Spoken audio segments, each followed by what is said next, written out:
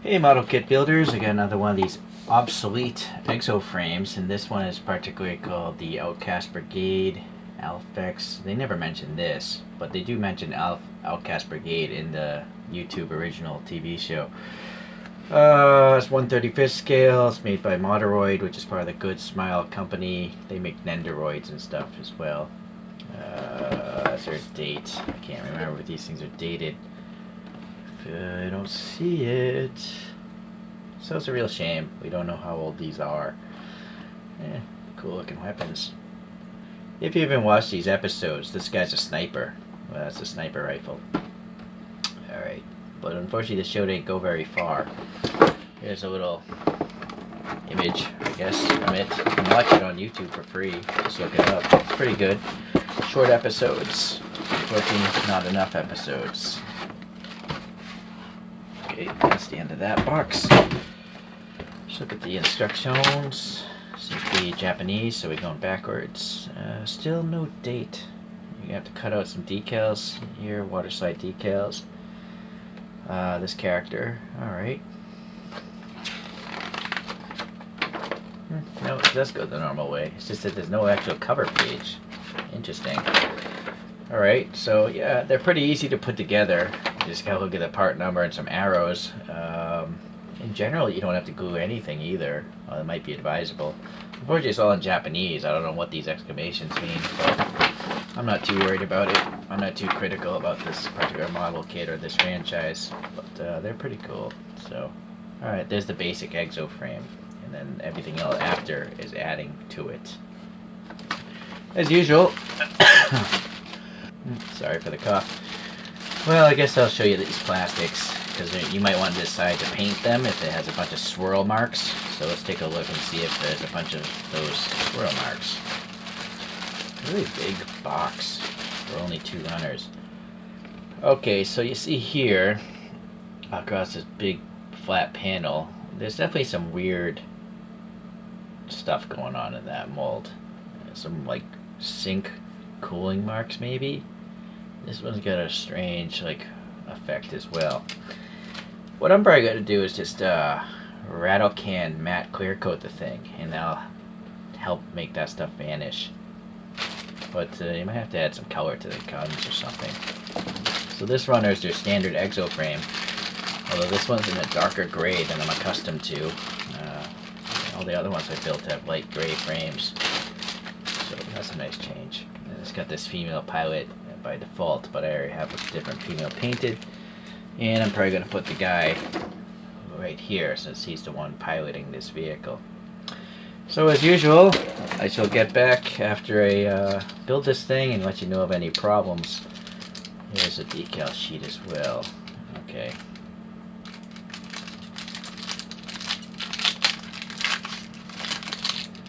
Yeah, I am going to use. It's only 4 decals. Alright, well, better than nothing. Let me get back later.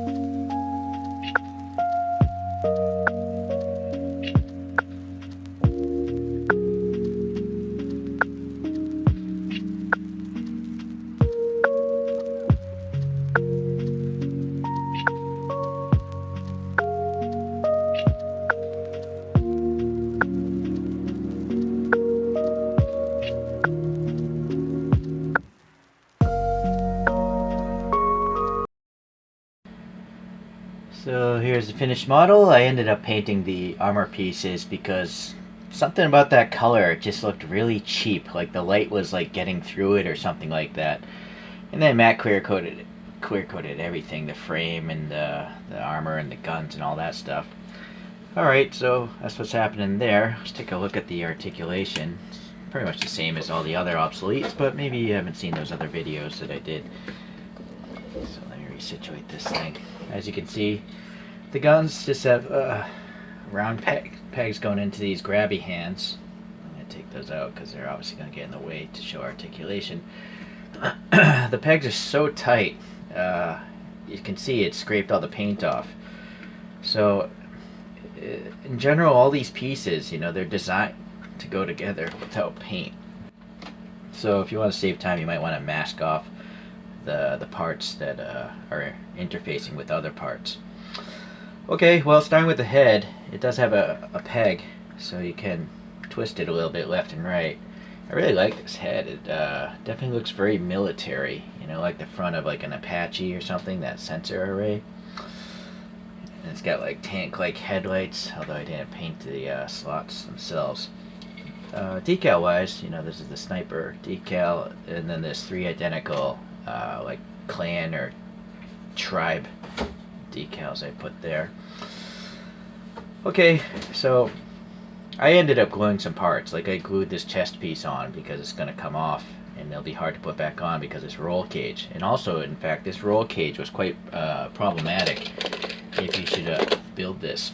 It's expecting you to put the 2 halves together first and then squeeze them into these holes here. But I felt like I was going to break the pieces, so I ended up knocking off the 3 pegs that hold these 2 halves together and then putting in each side, and then I glued the 2 halves together after they were on the body. So yeah, that was the one really problematic area I noticed. I also noticed there's a tab for the exoframe to go into this box, and it seemed too long. Like it was sticking out so much. You can actually see the gap here. It doesn't actually go flush against this box. And I trimmed some off. Without trimming it off, it would be much more further forward. And I think they did that maybe so they could have this thing in a full upright position. Because I trimmed it off, it's actually not, it's actually leaning forward a little bit. There is a hinge for that as well, but obviously not much movement. These little roll cage things really hinder some movement. So, the shoulders, they can go up and down a little bit, but the roll cage is pretty much blocking it. And then there's a hinge, as you can see, pivoting there. And then you have the double pegs on this ball hat, these half balls, and the hex hole there, obviously, so you can rotate that as so. But I find that, some of the armor collides. This particular armor wants to collide with that one for some reason. And then you could rotate the bicep, although that one's a little tight, but there we go. So you can rotate the bicep, and then obviously that being a hinge, you can lift up the arm. The forearm is just a peg hinge, and you can bend it a little over 90 degrees and bend it backwards unnaturally a little over 90 degrees as well. So okay, and then the hands only rotate on these pegs. So that's it for that. Alright, so that's the arms, the legs. Well, also you got these 2 little armor flaps here protecting the hips. So those are kind of neat. And now you can see the same double pegged hinge ball thing. So you, oh, and that one broke. So luckily it came with 2 extras. So that's the problem. You gotta be mindful. These things are really tight. You might want to loosen them up a little bit. So the problem with these joints, as you can see, there's only a half of a peg holding each one, so it's sheared off, that half peg. So, being model kits, they're not action figures. You really don't want to pose them a great deal. And now you see, even though I took pliers, you have to actually twist this down and kind of pinch it together as you twist it to tighten it like that. In fact, I kind of want to loosen this up a little bit because so it's super tight, this peg going through this ball. But I think maybe if you move it a couple times, maybe that's gonna be better as far as posing it. Alright, so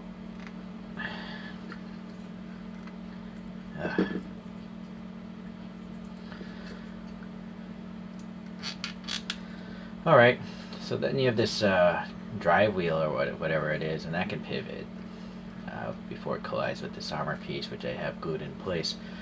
And this drive wheel will actually spin inside this gray thing, but I have so much paint, well, I just broke it loose. So, alright. So you can actually twist the thigh on that peg. And then there's a hinge here for the lower leg, and it'll bend past 90, so that's nice. I believe in storage mode, these robots are supposed to just drive on their knees pretty much. They drive like that. I don't even think they use this wheel. Okay, and then you could actually spin these drive wheels if you wanted to, because that's just a peg as well. So then the foot, it's got that half ball thing, so you can rotate that down. Be careful though of shearing it. Maybe just do it a little bit at a time as you round off that hole a little bit.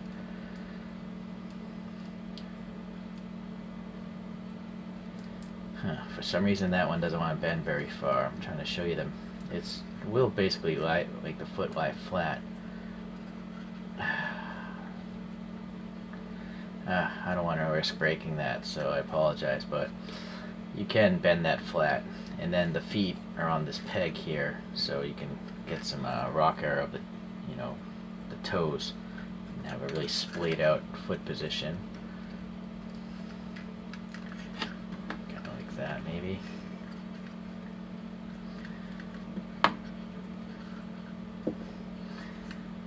So, yeah, as I mentioned, it's not really an action figure. You can pose it, but you really don't want to do it much. You just want to find a good pose and just leave it at that.